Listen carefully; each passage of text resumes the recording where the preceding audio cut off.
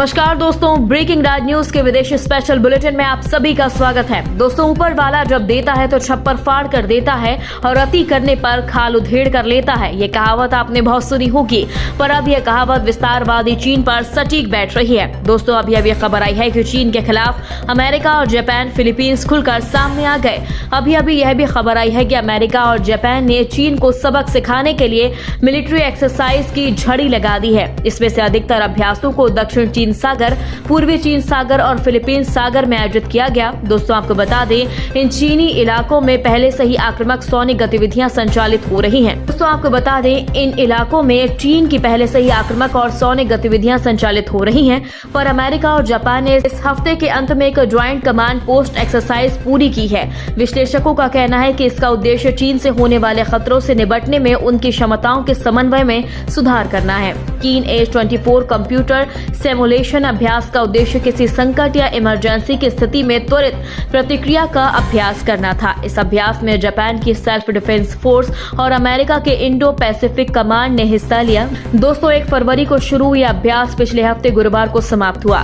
दोस्तों, media report के अनुसार हर साल होने वाले एक मिलिट्री एक्सरसाइज का हिस्सा है, जो फील्ड ट्रेनिंग एक्सरसाइज की कीन स्क्वाड के साथ वैकल्पिक होता है। इस साल पहली बार ऑस्ट्रेलियाई सेना ने कीन एज-24 एक्सरसाइज में हिस्सा लिया। दोस्तों, क्वाडो न्यूज ने अनाम सरकारी स्रोतों का हवाला देते हुए बताया कि अमेरिका और जापान ने अपने अभ्यास में पहली बार चीन को लेकर किसी अस्थायी नाम के बजाय एक काल्पनिक दुश्मन के रूप में नामित किया।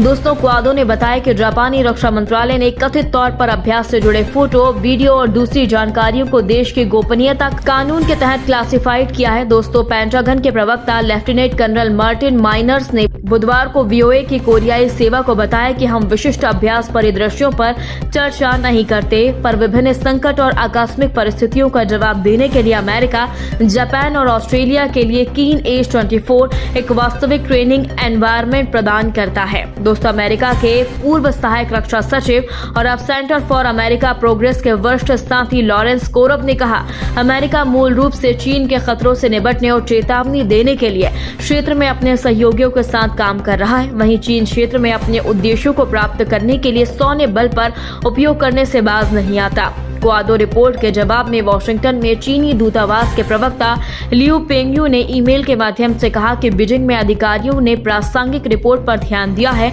और अमेरिका और जापान के शीत युद्ध की मानसिकता में फंसे होने पर गंभीर रूप से चिंता व्यक्त की। दोस्तों, आपको पुनः बता दें, चीनी राजदूत ने आगे कहा, ताइवान चीन का हिस्सा है और अगर कोई चीन के घरेलू मामलों में हस्तक्षेप करने और चीन के पुनर्मिलन में बाधा डालने पर जोर देता है तो यह न केवल काल्पनिक दुश्मन की समस्या होगी कि उसे इसके लिए भारी कीमत चुकानी होगी। दोस्तों, चीन लंबे समय से दक्षिणी चीन सागर में आक्रामक कदम उठा रहा है। जब बीजिंग की लंबे समय से दुश्मनी रही, हाउस स्पीकर नैन्सी पेलोसी ने अगस्त 2022 में ताइवान का दौरा किया था। यही नहीं, चीन अक्सर ताइवान नाम के स्वतंत्र द्वीप राष्ट्र पर शक्ति प्रदर्शन के लिए अपने लड़ाकू विमानों को उड़ाता रहता है और वह अपना संप्रभु क्षेत्र होने का दावा करता है। दोस्तों, चीनी राष्ट्रपति शी जिनपिंग ने 2023 के आखिरी दिन दिए गए अपने नए साल के संदेश में ताइवान के साथ पुनर्मिलन का आह्वान किया था और यह भी खबर आई थी कि पिछले साल के अंत में सैन फ्रांसिस्को में आयोजित अमेरिकी चीन शिखर सम्मेलन के दौरान चीनी राष्ट्रपति